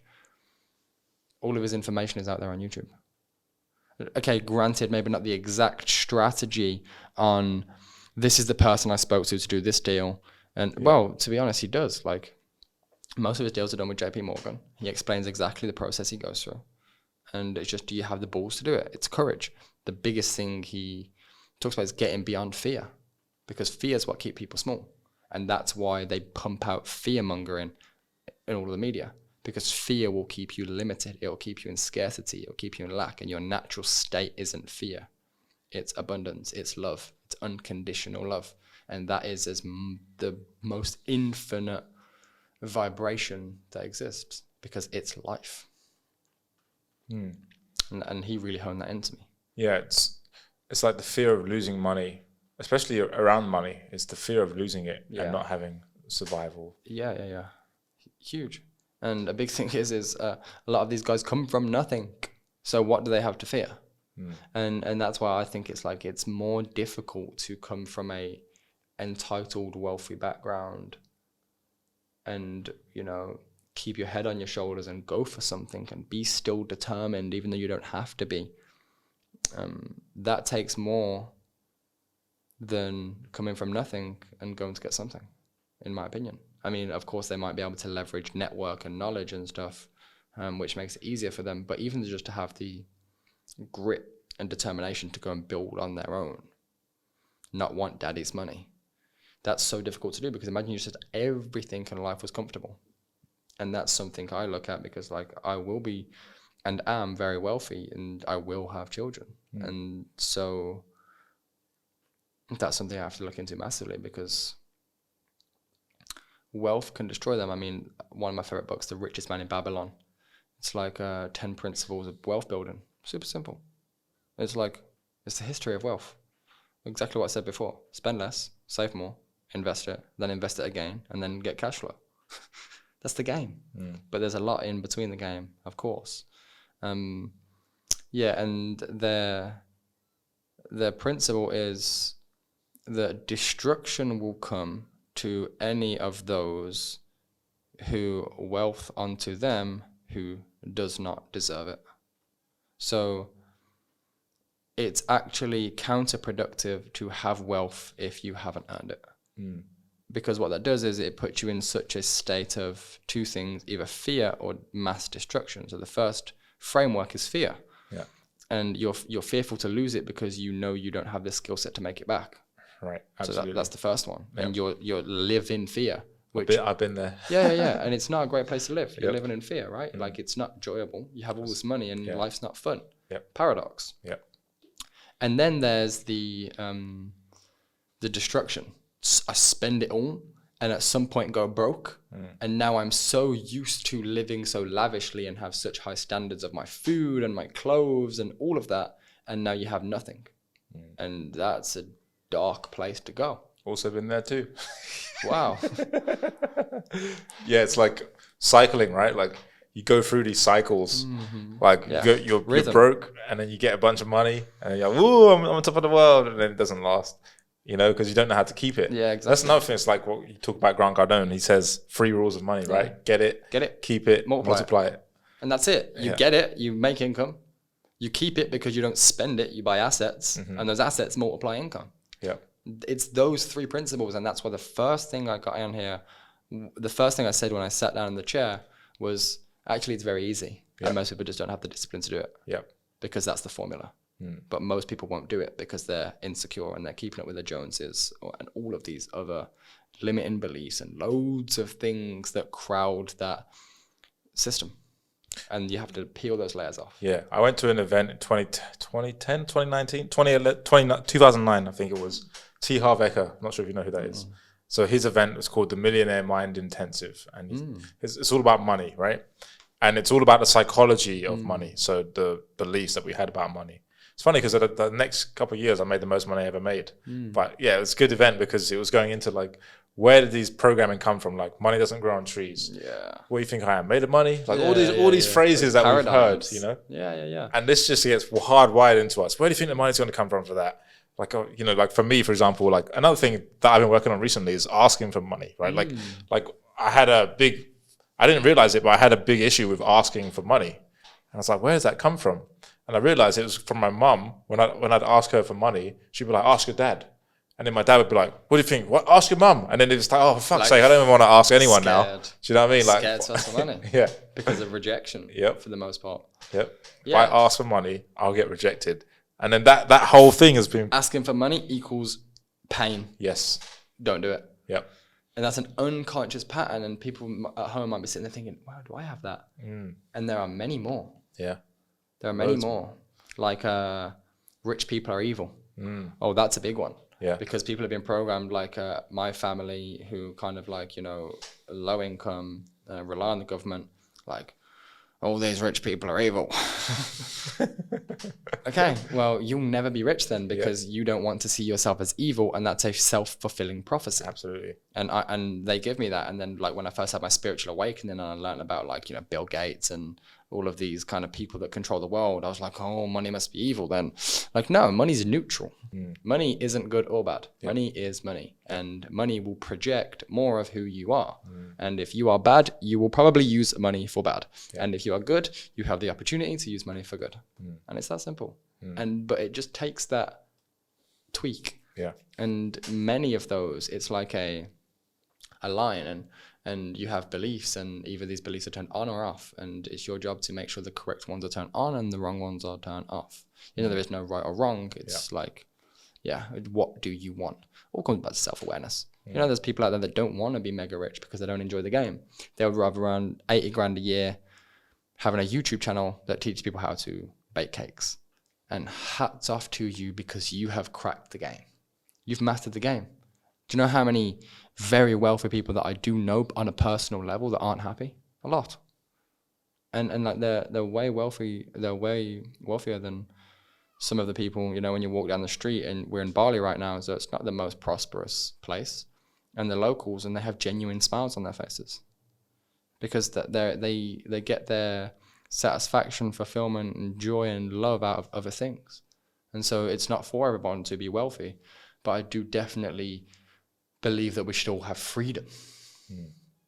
And you need some level of wealth to have freedom, because I do believe in freedom. Like, absolutely, it's one of my highest values, like freedom. Like, how can you not want freedom? Right? And you'd be surprised, a lot of people are so dependent on the system, and they talk about that in the Matrix. And they program you to be dependent on the system. And a lot of people are. And it's like, wake up, Neo, wake up. Yeah, and there's a book called The Science of Getting Rich. I'm not sure if you heard of it. Yeah. But like one of the opening lines of that book is talks about how you can't really fully experience and enjoy life to the fullest if you don't have wealth, if you're not rich. Of course. And so many people are running programs. Do you know how many people are out there that shun on the guy with the Lamborghini out of resentment?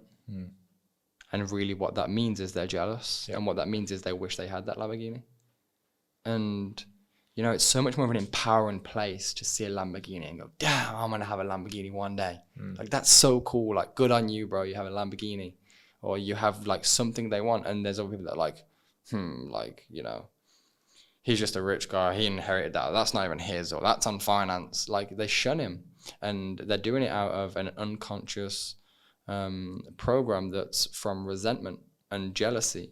And deep down inside them, they want that Lamborghini, but they haven't allowed themselves to get it. Because that's another thing. It's like, you just have to allow yourself to have it. And that's the biggest paradigm for me. It was like, allow yourself to be rich. Yeah. And so it is. Yeah, it all comes down to beliefs, man. Because like, you know, like I remember when I was doing work experience with my dad's friend, he's a lawyer, right? And he was driving this Mercedes convertible. And I remember because I was at the train station, he picked me up. I was like, fuck, that's a nice car. And I said to him, what do I have to do to get that? And he's like, you got to work for me for 7 years. And I was like, fuck, 7 years to get that? Fuck that. I'm not doing that shit. You know? Like, and so that formed the belief. Yeah. It's like, oh, fuck. I need to work long and hard for so many years to get the things I want, which is true to a certain degree, right? But like, just like that car, like, for example, the belief is like to make money, I have to do lots of hard work. Yeah. If I'm not working hard for money and it's coming too easy, something's wrong. I need to work hard for my money. You sabotage yourself. yeah, I had the exact same belief, and like, love my mum, but it came from my mum because like all she knew was work hard, and that's what, you know, made her survive. Yeah, and that's what got her where she's today. And like, my mum's doing great, although she likes to spend a lot of money, but like, she earns it. Like, my mum makes money now. She has like nice car, nice house, and she got that from working hard. And she gave that belief onto me, and it's like, I must work hard. And I remember when I didn't have money, and I was like, but I work the hardest. Like, why does this guy have money and I don't, and he doesn't even work hard? Yeah, it's like, no, it's not that. That's not the only paradigm. Now, granted, there are levels of action that must be taken, because a lot of the time people say it's only a matter of time before I'm rich. No, you can only measure time in increments of action. Otherwise, that time is obsolete, right? And so it's only a matter of action before you get what it is you want. And I do believe in that. I do believe it is only a matter of doing the thing that needs to be done before you'll see the result, because it makes sense to me. And through my experience, that's what's happened. And talk about making money while you sleep, because that's something that I've been acutely aware of recently, because I've been doing lots of coaching and stuff, and I'm like, this is not the best trade, you know, like trading time for money. And because I used to make money with just online products, and I still have products, but like, I've been spending more of my time doing like coaching, which is a literal trade for time for money. Literally. And I've been aware of that. I'm like, I got to step out of this a bit, you know? Yeah. I do definitely hear that. I mean, there's an element to it, like when I did a bit of teaching one-to-one in trading, like, I'd charge like 10K for a program. And that 10K would be like 12 weeks. And so it's like 12 hours for 10K. And that's not that much work, but it's high ticket. And you see, that I don't think is like, there's not something necessarily wrong with that, because you're not trading as much time for money. Because at some point in your journey, as much as Robert Kiyosaki will tell you the rich don't trade their time for money, you're not rich, so you have to trade your time for money right now. Yeah. Speaking to the people that you follow, Hormozy, I also follow him too. He said, people want to make passive income, but they're not maximizing their active income, you know? Yeah, bro, it's facts. It's true. And so, I mean, I know what you're saying.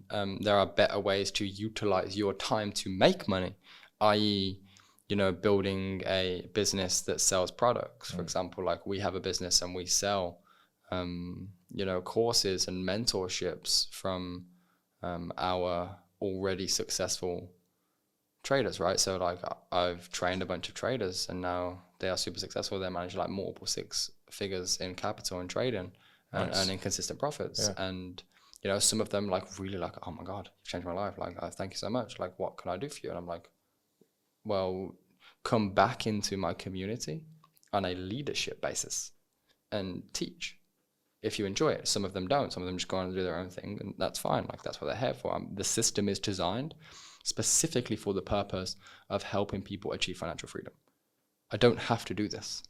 I don't have to have this system of education that teaches people from nothing to financial freedom by trading a exact route of trading multiple six figures and successfully earning 10+% a month, making multiple 5 figures a month very easily. Just leveraging, you know, other people's money. There's literally companies out there that finance traders based on their skill set, and you keep 90% of the profits you made, and they'll give you $200,000, $400,000, and all the profits you make, you'll keep 90% of it. And so, like, I don't have to create that system, but a huge desire and purpose of mine in the long game is I want to build the largest financial education system in the world, period. And I know Robert Kiyosaki is doing a very good job of that right now with Rich Dad.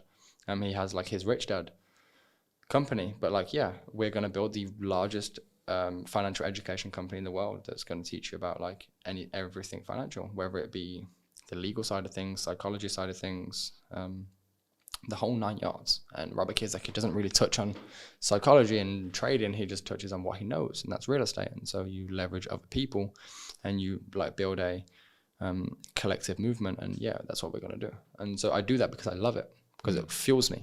And no, I'm rambling on now, but I was getting to the point where that makes me money while I sleep, because there are sales coming in on a consistent daily basis that just produce income. And all I did was take my knowledge, put it into a system in video and written format that people now can tap into. And that's, of course, like an information product that has more scalability, because you're not trading your time for money now. You put systems in place from a business perspective. And if I wanted to, I could pretty much step out of the business and it's still going to operate from the guys that are already involved that run all of the systems. And that's kind of the leverage you're talking about, where it's like you can do something better. You can put your time into creating a system that leverages the different variables that makes money while you sleep. Like, you can wake up in the morning and you check Stripe or whatnot, and you've already made like a couple $1,000s in the day. And you don't have to trade that time for money, but you have to trade the time to build the business. It's the same with like anyone that said, don't trade time for money. You still have to spend your time going and finding real estate deals. But you're not getting the differentiation is there's a difference between income from like work and income from assets. And income is time for money, employee. And then that type of asset income, it's you didn't earn it, your money earned it. You put your money to work and your money yielded X%. So that's not income from you. You didn't trade your time for that income. And that's the differentiation between the two incomes. And that's really powerful for people to understand, because you can create leverage in lots of different ways with money. But first of all, it's like, because most people are so fixated on this idea of passive income. Like I used to live in Thailand, and I meet people and like, why don't you live in Thailand? Oh, I got to go back to my job. I would love to live in Thailand if I could make some passive income. It's like, you don't need to make passive income to live in Thailand. 100%. And you don't start there, right? Like, you don't. Nobody starts on passive income, because you have to have capital to buy the passive income. Right. Like you can't trade time for passive income. You can trade money for passive income.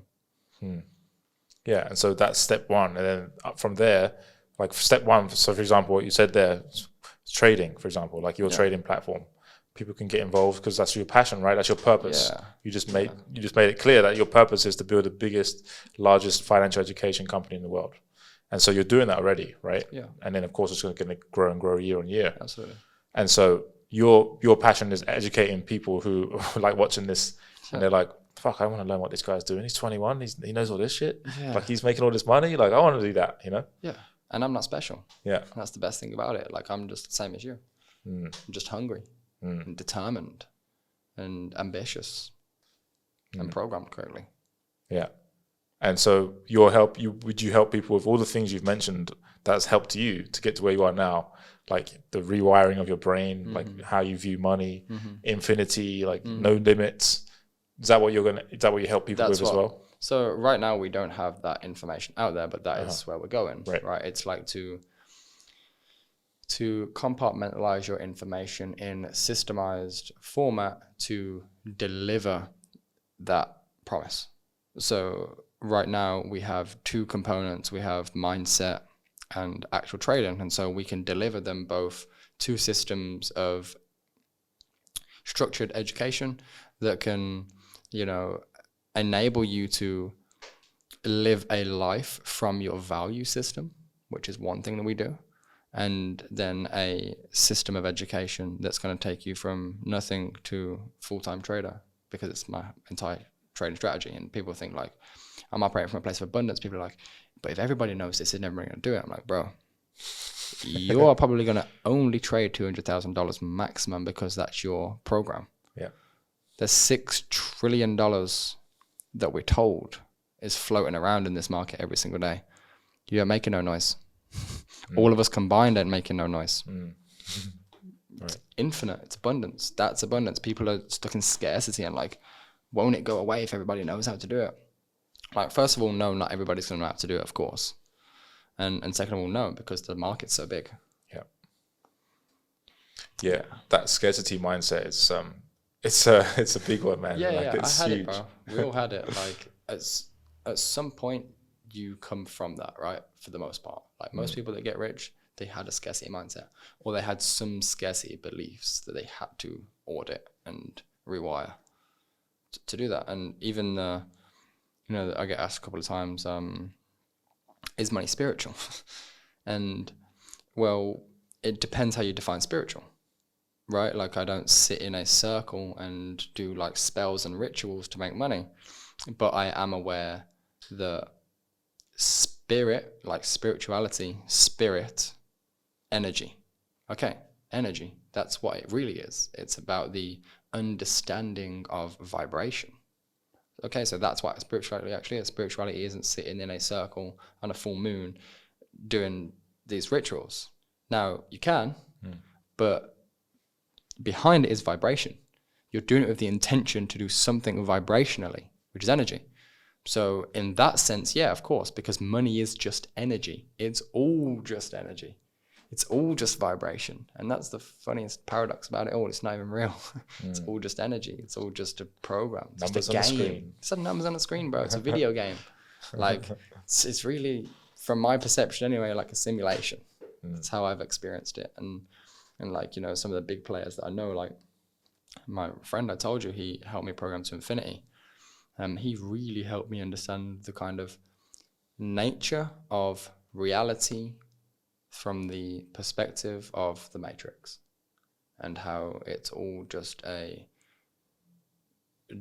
data system that we interact with, and we input our data, code, information, belief systems, which is code and information, into the algorithm. And the algorithm, just like Instagram, you like a bunch of girls in bikinis, they're just going to show up on Instagram. Your code, your information, your belief system, it's the exact same algorithm, right? Yeah. It's whatever's going on in here is going to be portrayed out here. One of the Hermetic principles, as within, so without, as above, so below. So yeah, it's really just like understand vibration. I think Nikola Tesla said it. He said, like, if you want to understand the universe, think in terms of vibration and frequency. And he's spot on. He's a legend. Yeah. So yeah, money is absolutely frequency and it's vibration, but that's because it all is. And so that's where you should start. Like, understand the nature of reality. Understand simple financial education. Understand what's an asset, what's a liability. Just study, bro. It's all about knowledge. Because what is knowledge at the end of the day? It's fragments of consciousness, data, information, information. It's like, yeah, it's just all information, bro. And then you take the information, you put it sequential, and you do. And that's wisdom. Wisdom is knowledge applied. Experience, wisdom. And then from there, you can go ahead and create whatever you want. When you have anything you want, all the money you have, you can create. Because more money equals more impact. Yeah, and it does. And anyone that tells you otherwise is wrong. But Mother Teresa had access to a lot of money. People don't really know the story. Mother Teresa had nothing. She had a network. Network is your net worth. She had a huge network of people with huge net worth, right? So yeah, it is about money. Like, people have this ideology that I'm just going to live by my purpose. You're doing a disservice to humanity, and you think you're doing a service to humanity, because your purpose is nowhere near where it could or should be. You have not that much impact. So you're doing a disservice when you can spend a couple of years learning the game of wealth for the higher purpose, which is what I do, to then be able to leverage your money and resources and buy other people's time and skills to build a system that is your purpose. You systemize your purpose and you deliver it out to the world, and you deliver your purpose on a larger scale. And that's why I do money over purpose first. Most people have got I'll do purpose and it will get me money. Some people that might happen, but I like the idea of let me get my money and then let me hit my purpose. I have time. And if I die tomorrow, it's all a game anyway. Right. Yeah, and it's also money over purpose will help you relax more as well. Because if you're going purpose before money, then you're like, fuck, I need to get money. You're going purpose before money. You don't have money to even pay for rent. No one's going to trust you.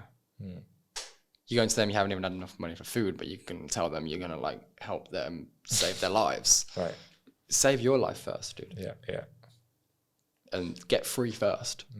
You know, my purpose is to free people from the matrix. You're not free. Get free and then let's speak. Yep. And that's why I prioritize freedom first. Yeah. I went to an event in 2010 and I spoke to this guy, he was making loads of money at the time, like 10 mil a year or something. And I was doing interviews at the time. That's how I started out online, interviewing people. Kind of like what I'm doing now. Yeah, I love that. And he's like, bro, you just stop this shit and you can make some money. I was like, oh, fuck. I was like, oh, shit, all right. Oh, that's so funny. That's class. Yeah. And so I just went and started making money. And then I was like, oh, this is much better than doing the interviews and trying to help people when I haven't helped myself. Yeah, bro. That's it. It's like inverse. It just doesn't make sense. And I understand, like, you're so soulful and you want to make an impact on the world. Like, I love that. I'm the exact same. But you need influence. The system we live in, it's a system that is, for the most part, operated by money because it's energy. So if you're spiritual, you'll understand me. You know, most spiritual people they're the ones that want to live from their purpose. So you'll understand when I say money is energy. And the more energy you have, the more money. The more energy you have, the bigger the impact you can have in the world, because the bigger the figure you are, right? Yeah. Like Grant Cardone say something, people listen. But and I'm not trying to like point anyone out, I'm just being a realist, but the guy in the men's circle in Ubud here in Bali, like not many people are listening. You know what I'm saying? Because who is he? Right? And he may have all of this wisdom from the ancient sages and like it's real, people have it, but what are you going to do with that? Like, okay, sure, you can play small, but it's limitation. It's okay, you can impact 10 lives, 100 lives, 1,000 lives, but it's still small, bro. It's still small level. Like, think bigger. Yeah. And money just really helps you do that. Yeah, absolutely. So any last comments, any last words to people about money, and if people want to learn how they can, okay, this is a great podcast. You dropped a lot of wisdom and nuggets here for people.